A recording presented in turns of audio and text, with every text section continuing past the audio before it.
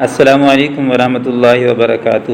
عزیز طلباء، کیسے ہیں آپ؟ امید کرتا ہوں کہ آپ لوگ اپنے گھروں میں خیر و عافیت سے ہوں گے اور اپنی صحت کے ساتھ ساتھ اپنی تعلیم پر بھی توجہ دے رہے ہوں گے۔ پیارے بچوں، جیسا کہ آپ کو معلوم ہے کہ حکومت نے سکولز کو ایک بار پھر سے بند کر دیا ہے، ایسے میں کینٹ پبلک سکول سسٹم نے آن لائن لیکچرز کا اہتمام کیا ہے تاکہ آپ کا تعلیمی حرج کم سے کم ہو۔ پیارے بچوں، آج ہم کلاس پنجم میں اسلامیات پڑھیں گے۔ آج ہمارا سبق باب صوم اور سبق نمبر 4 ہے۔ آج کا لیکچر نمبر 1 ہے۔ آج کے سبق میں آپ کو مختصر سوالات اور ان کے جوابات، اس کے بعد تفصیلی سوال اور ان کے جواب آج کے سبق کا حصہ ہیں۔ پیارے بچوں، بک ورک پڑھائی اور وضاحت آپ کو کلاس میں کرا دی گئی تھی، لیکن مختصراً پھر بھی آپ کو میں نے سمجھایا ہے۔ آپ لوگوں نے پورا سبق پوری توجہ اور انہماک کے ساتھ سننا ہے اور اس کے بعد یاد بھی کرنا ہے۔ تو آئیے آج کے سبق کی جانب بڑھتے ہیں۔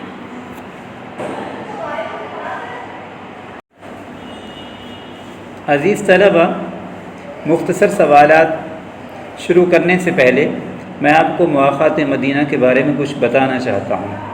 مواخات کے لفظی معنی ہیں بھائی چارہ۔ یہ مواخات مدینہ کیوں پیش آیا، اس کی وجہ کیا ہے؟ نبوت کے 13ویں سال مسلمانوں نے کفار مکہ کے مظالم سے تنگ آ کر مکہ مکرمہ سے مدینہ منورہ ہجرت کی۔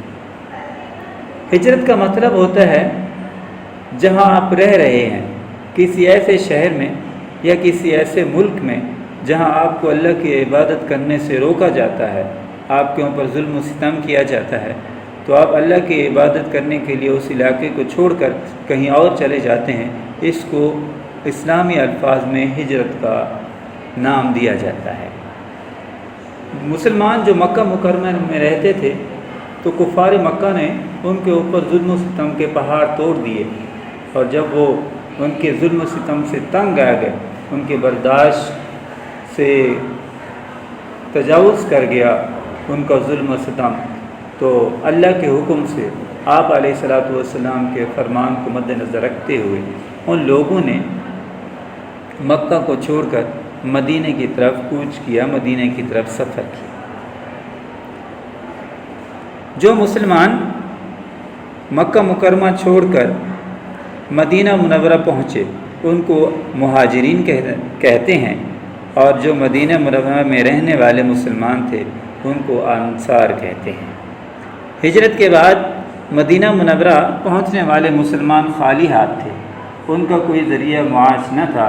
حضرت محمد رسول اللہ خاتم النبیین صلی اللہ علیہ وسلم نے مہاجرین کی ضروریات پوری کرنے کے لیے مہاجرین اور انصار کے درمیان بھائی چارہ قائم فرمایا، جسے مواخات مدینہ کہتے ہیں۔ آپ صلی اللہ علیہ وسلم نے انصار اور مہاجرین کو حضرت انس بن مالک رضی اللہ تعالیٰ عنہ کے مکان پر جمع کیا، سب لوگوں کو بلایا اور ان کے درمیان بھائی چارہ قائم فرمایا۔ یہ کتنے لوگ تھے؟ ان کی کل تعداد 90 تھی، 90 لوگ تھے۔ آپ صلی اللہ علیہ وسلم نے ایک مہاجر کا ہاتھ ایک انصار کے ہاتھ میں دیا، ایک مہاجر صحابی کا ہاتھ ایک انصاری صحابی کے ہاتھ میں دیا، اور فرمایا آج سے تم دونوں بھائی بھائی ہو۔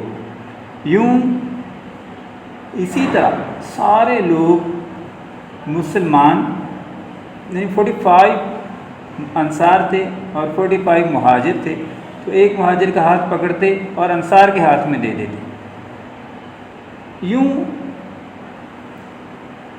یہ لوگ ایک دوسرے کے دکھ درد کے ساتھی قرار پائے۔ انصار نے مہاجرین کا ہر طرح سے خیال رکھا، انہیں اپنے گھر لے گئے اور اپنی ہر چیز میں شریک کیا۔ حضرت سعد بن ربیع رضی اللہ تعالیٰ عنہ نے حضرت عبد الرحمن بن عوف رضی اللہ تعالیٰ عنہ سے کہا، دیکھیں آپ علیہ الصلوۃ والسلام پر یہ کس طرح اپنی جانیں قربان کر رہے تھے، آپ صلی اللہ علیہ وسلم کی ہر بات ماننے کے لیے تیار تھے۔ حضرت سعد بن ربیع رضی اللہ تعالیٰ عنہ کے بھائی قرار پہ حضرت عبد الرحمن بن عوف، حضرت سعد بن ربیع حضرت عبد الرحمن بن عوف کو اپنے گھر لے گئے اور گھر جا کر کہا کہ عبد الرحمن بن عوف، میں انصار میں سب سے زیادہ مالدار ہوں، آپ میرا مال 2 حصوں میں تقسیم کر کے آدھا حصہ لے لیں۔ ضرورت مند ہونے کے باوجود حضرت سعد بن ربیع رضی اللہ تعالیٰ عنہ کو حضرت عبد الرحمن بن عوف نے یوں جواب دیا کہ آپ مجھے بازار کا راستہ دکھا دیں۔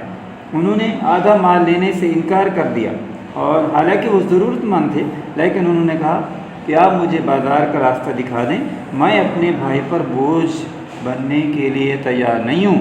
بلکہ انہوں نے خود محنت مزدوری کا فیصلہ کیا اور چند ہی دنوں میں خوشحال ہو گئے۔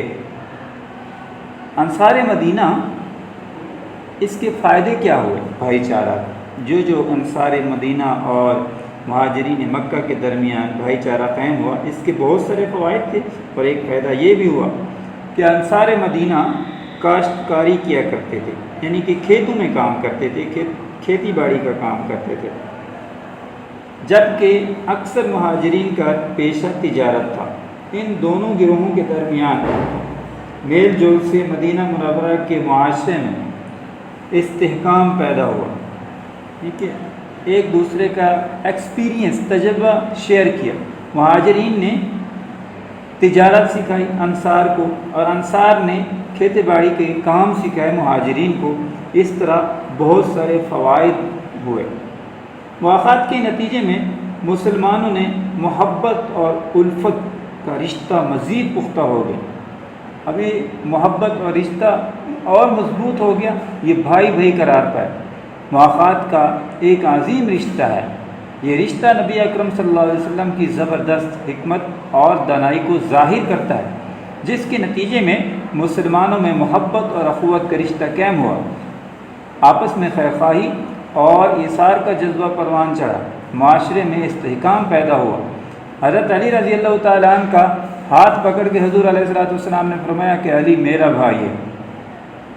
فرمان مصطفیٰ صلی اللہ علیہ وسلم ہے کہ مسلمان آپس میں ایک جسم کی مانند ہیں، جسم کا ایک عضو بیمار پڑ جائے تو سارا جسم بے چینی اور بخار میں مبتلا ہو جاتا ہے۔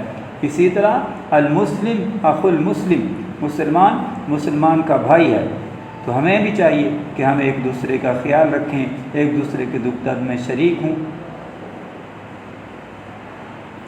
اب ہم مختصر سوال کی جانب بڑھتے ہیں اور تفصیلی جواب بھی کریں گے۔ بسم اللہ الرحمن الرحیم۔ عزیز طلبہ، اب بڑھتے ہیں مختصر سوالات کی جانب۔ سوال نمبر 1، الف، مواخات مدینہ سے کیا مراد ہے؟ جواب، ہجرت کے بعد مدینہ منورہ میں حضرت محمد رسول اللہ خاتم النبیین صلی اللہ علیہ وآلہ وسلم نے مہاجرین کی ضروریات پوری کرنے کے لیے مہاجرین اور انصار کے درمیان بھائی چارہ قائم فرمایا، جسے مواخات مدینہ کہتے ہیں۔ سوال نمبر 2 ب، نبی اکرم صلی اللہ علیہ وآلہ وسلم نے انصار اور مہاجرین کے درمیان مواخات کا رشتہ کیوں قائم کیا؟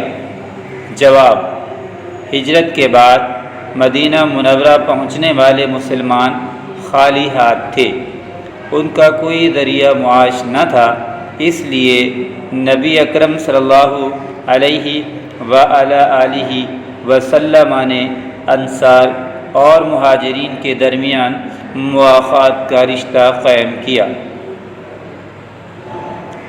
سوال نمبر 3 جیم، حضرت سعد بن ربیع رضی اللہ تعالی عنہ نے حضرت عبد الرحمن بن عوف سے کیا کہا؟ جواب، حضرت سعد بن ربیع رضی اللہ تعالی عنہ نے حضرت عبد الرحمن بن عوف رضی اللہ تعالی عنہ سے کہا، میں انصار میں سب سے زیادہ مالدار ہوں، آپ رضی اللہ تعالی عنہ میرا مال 2 حصوں میں تقسیم کر کے آدھا حصہ لے لیں۔ سوال نمبر 4، دال اخوت کے کوئی سے دو فائدے تحریر کریں۔ جواب: اخوت سے مسلمانوں میں خیر خواہی اور ایثار کا جذبہ پروان چڑھتا ہے۔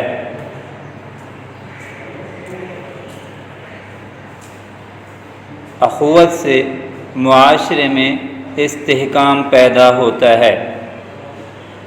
یہاں تک تو بحمد اللہ تعالی ہمارے مختصر سوالات اور ان کا جواب مکمل ہوا۔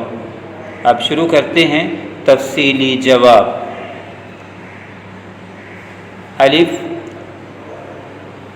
سوال نمبر 1، انصار اور مہاجرین کے طرز عمل کو اپنے الفاظ میں بیان کریں۔ انصار اور مہاجرین کے طرز عمل کو اپنے الفاظ میں بیان کریں۔